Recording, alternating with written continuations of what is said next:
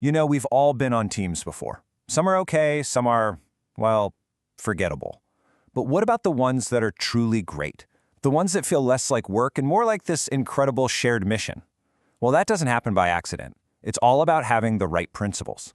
So today, we're going to dig into this really powerful framework from the Global Intern Collaborative that kind of lays out the blueprint for building an exceptional team.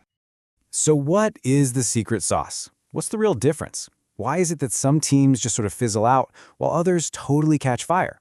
It isn't just about having the smartest people in the room. Nope. It's about the invisible architecture that's holding them all together. Those shared beliefs that guide every single decision and every action. And it turns out the Global Intern Collaborative has spent a lot of time thinking about this, and they've boiled their answer down into a powerful set of principles. And this isn't just some poster you'll hang on the wall, you know? It's a living, breathing guide for how they operate. And honestly, it's a blueprint for any team out there that wants to be great. Okay, so where do you even begin to build a great team? Well, it's not with skills, it's not with strategy. It all starts with a single unifying mission.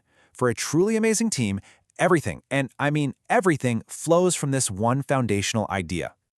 Think of it like a North Star. Seriously, it's that one fixed point in the sky that everyone on the team can look to no matter how chaotic or confusing things might get on the ground. It just makes sure everyone is pulling in the exact same direction. It's the ultimate tiebreaker, and it's where all the motivation comes from. And here it is. This is their North Star, doing whatever is necessary to advance our collaborative's mission. Just listen to that phrase. Notice the absolute total commitment in those words. It's not about what I want or what's easiest, it's about a relentless focus on that shared goal. This one idea is the engine that drives every other principle we're about to talk about. All right, so if the mission is the big why, this next part is the how. A great team doesn't just focus on itself. It directs all that energy outward in service to others. And this commitment to service really has two parts, right? First, there's the action, actually using your brain and your skills to help other people. And second, there's the attitude, consciously deciding to put the community's needs way ahead of your own. The real magic happens when that attitude drives the action, so that serving others just becomes a natural reflex, not some chore you have to do. Let's just hang on that second idea for a moment, because it is so important. Service over self-interest. I mean, that is the cultural antidote to ego, isn't it? It's the core belief that our collective success is so much more valuable than any one person's individual glory.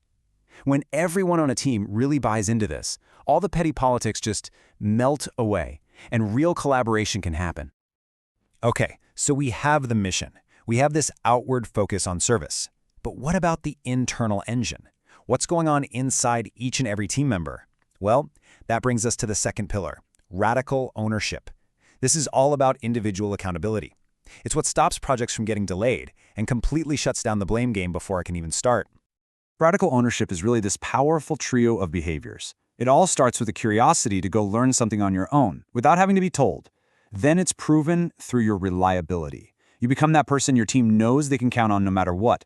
And it all culminates in taking full responsibility for the outcome, celebrating the wins as a team, and owning the losses too. And what's cool is that this lays out a super clear, actionable path. See, you don't just wake up one day and have ownership. It's a process. You start by taking a little initiative. That initiative builds a reputation for being reliable, and that reliability earns you the trust from yourself and from everyone else to truly own that final result. I mean, wow, when you put these side by side, the difference couldn't be more night and day. A blame culture is just passive and destructive, right? It finds excuses, it points fingers, it waits around for someone to tell it what to do. But an ownership culture is active, it's constructive, it takes initiative, it's reliable, and it owns the results. I mean, which team would you rather be on? It's a no-brainer. So when you combine a really powerful mission with these solid pillars of service and ownership, what kind of environment does that actually create? Let's talk about the culture itself, what it really feels like day to day to be a part of a team that works this way. So two final principles really define this internal vibe. First, equality. And this is a big one. It's the radical idea that the best insights can come from literally anywhere, so every single voice has to be heard and valued, not just the loudest one. And second, contribution. This is the understanding that being on the team means you're actively building it up. You're helping others succeed, and you're making the whole thing better, not just taking up a seat. You can kind of think of it like this. This chart is really a metaphor. A healthy team culture is made up of these two equal, absolutely essential halves. You need equality so people feel safe and respected enough to share their best ideas. And you need contribution, so those ideas are actually put to work to build something amazing together.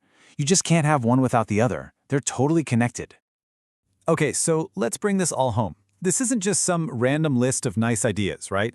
It's a complete interconnected system. It all starts with that mission. That mission inspires a culture of service, and it demands radical ownership from everybody. And together, those pillars create a collaborative environment that's built on equality and contribution, which in turn makes the mission even stronger. It's this powerful self-reinforcing loop.